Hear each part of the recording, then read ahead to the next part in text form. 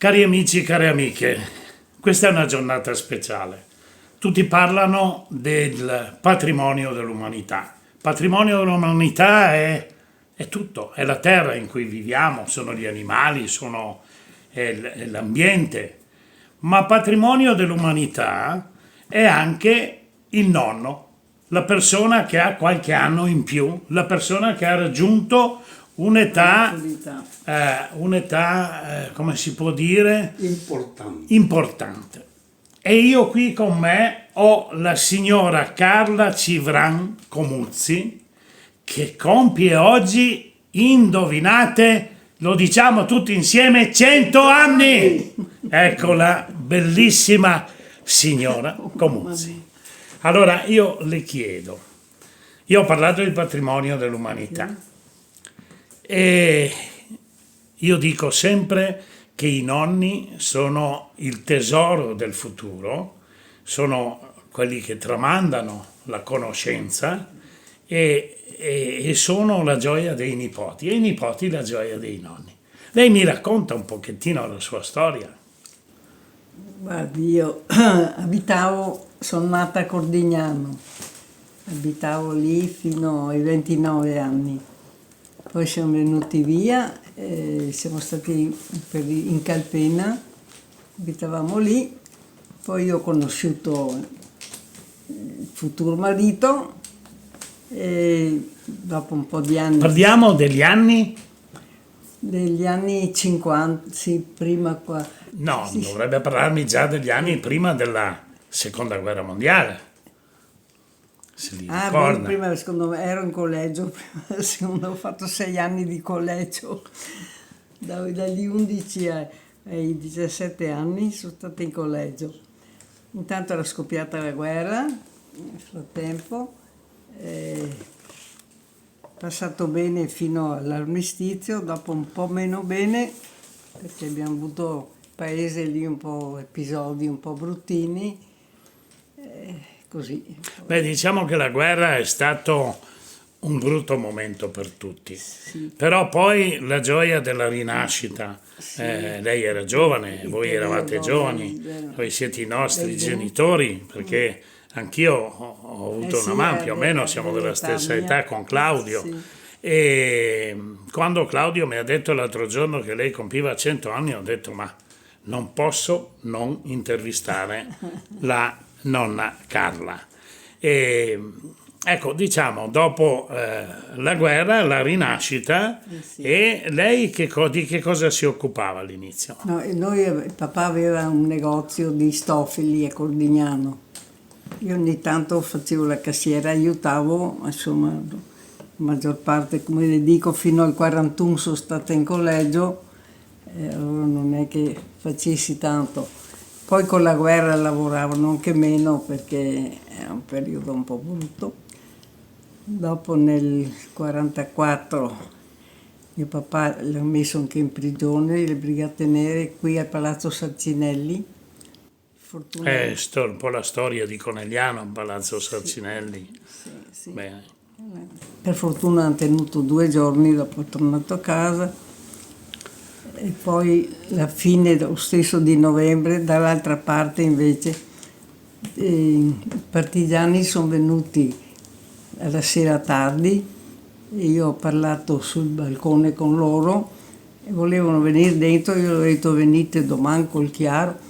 Non ho neanche terminato di parlare, 40 colpi di mitra da cima a fondo della casa. Mamma mia. E questi sono i pensieri, quello che torna in mente, i ricordi brutti. Poi il giorno dopo trovo un mio amico e fa, conosco io uno dei 2. E le ho chiesto ma cosa avete fatto ieri sera, cosa vi siete sognati, perché mi ha risposto male, le hanno detto, ma io non le ho detto solo di tornare, non ho detto niente. Ecco, quelli sono i ricordi della guerra. Ma i ricordi brutti della guerra, ma poi ha conosciuto il suo marito, che è amoroso. Conegliano, Sì. Ecco sì, abbiamo fatto fidanzamento 5 anni, poi ci siamo E il primo figlio? Il primo figlio è nato neanche un anno dopo. Chi era? Sandro. Sandro. Il secondo Claudio. Claudio. E poi c'è dopo poco più di un anno e dopo un po' di anni è nata la Margherita. Margherita. Ecco, Bene, così. ha fatto una famiglia straordinaria. Poi lei ha vissuto sempre qui. Da che anno è? Da quanti anni vive qui in centro a Conegliano? Dal 50, dunque, cioè, la fine del 52, perché i primi mesi li ho vissuti su in casa Comuzzi perché non era pronto l'appartamento. Ho E capito. poi sono venuta a abitare Ma qui. Siamo da allora. ricordi belli di quei tempi, non so, le serate insieme agli Perché amici, si la aveva la compagnia. compagnia, si andava fuori, si andava sì, non c'erano tutti i fatti brutti di adesso. Ecco, vede l'osservazione, cioè siamo tornati indietro a prima della guerra, Penso sì, fatti perché brutti, una pensiamo. volta per un fatto, non so, che uccideva moglie, ne parlavano per mesi, adesso non si sa più neanche, vero? Perché ne succede una al giorno. È Non vero, era un è bel vero, è periodo vero. per i giovani, È vero, speriamo dai che vada meglio. Senta una cosa, lei si ricorda qualche canzoncina di quei Di tempi? quei tempi, guardi, del 40 sì. Ma anche dopo. Tu sei la musica, mi piaceva tanto al mare, ma dopo non l'ho più sentita. La serenata messicana, poi... Mi piaceva andare a ballare. sono andata anche a ballare, Ecco. non tanto, ma insomma un po' sì. Benissimo. Ma un episodio di quei tempi, lei ha conosciuto il signor Comuzzi, è stato l'innamoramento immediato, un episodio bello. Sono venuti a Cordignano e l'ho conosciuto così, a fare una commedia, che lavorava anche sì, faceva teatro. Teatro. E dopo, pian pianino, ci siamo fidanzati e così. Sì, dai particolari, non so, qualche viaggio assieme, poi sono nati anche presto i due ragazzi. Lei si occupava della casa, Sì, io mi occupavo della casa, veniva ne uno a aveva darmi una mano. ne aveva ben a che fare con due ragazzi e una ragazza un po' poi in breve indetti tempo. anche, vero? E dopo lei è nata dopo un po' di anni. Ma io direi una cosa,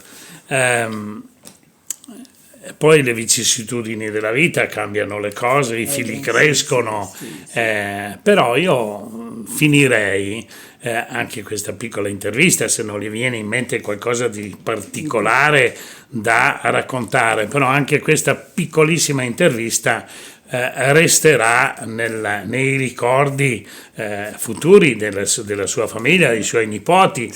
Mi racconti qualcosa dei suoi nipoti? Quanti ne ha? Ne ho due solo qua. Bene? Di Claudio. Di Claudio. Ormai sono Quanti anni grandini. hanno? Già grandini. 33, 30, vero? 32, 33. Già Sono grandini, poca già grandini. differenza uno dall'altro. Se vuoi mostrarle un momento il libro là di... E dopo facciamo qualche foto così le inseriamo eventualmente. Sì. Io ero appassionata ai viaggi, ho fatto tanti viaggi. Lei mi racconti un viaggio allora, un piccolo episodio di un viaggio? Sì, mi sono anche persa 2 volte. Addirittura? Sì, una volta in India, da sola anche. Beh, mica bello, eh? E poi ci siamo persi 2 giorni prima di trovare il gruppo nel Sahara libico. Ero Mamma mia. Lei. Beh, però viaggi ne ha fatti, si è Sì, divertita. tanti, Bene. Tanti viaggi. Senta una cosa, allora nel terminare questa piccola intervista, lei se la sente di cantare 2 piccole strofine di quel mazzolin di fiori con me? Beh, ecco, se lo canterei. Lo proviamo perché avere la possibilità di intervistare una nonna di 100 anni compiuti, perché anch'io avevo una mamma di 100 anni, purtroppo non c'è arrivata all'ultimo momento, ma E mia mamma ne mancava poco a 101. lei ha fatto dei musicisti, lei ha fatto dei figli che amano l'arte. Claudio è un musicista, è un cantante. Allora, visto che c'è anche Claudio qua, perché non intoni col mazzolin di fiori, Claudio? Perché non viene qui anche lei? Che così magari riusciamo stringendoci a... deve andare di là perché qui non riusciamo. Ecco, proprio tutti vicini, un po' più vicino. Perché ecco, no, ma è importante che ci siate voi. Ecco, allora cantiamo qualcosa? Dai. Claudio. 1, 2, 3. Quel mazzolin di fiori che vien dalla montagna, quel mazzolin di fiori che vien dalla montagna, e vada ben che non se bagna, che lo voglio regalare, guarda ben che non se bagna, che lo voglio regalare. Bravi, grazie. Grazie. No, perché se vuoi i fiori, inquadra là e vedi anche i mazzolini di fiori. Grazie a Carla, adesso vediamo anche i mazzolini di fiori. Ti saluto, ti faccio... Aspetti che prendi qualcosa. Vai. No. Saluta. Finiamo ancora la trasmissione, la saluto e spero di essere qui per i 101 anni. Che cosa dice? È d'accordo? Faccia così con me, Lo aspetto, ecco.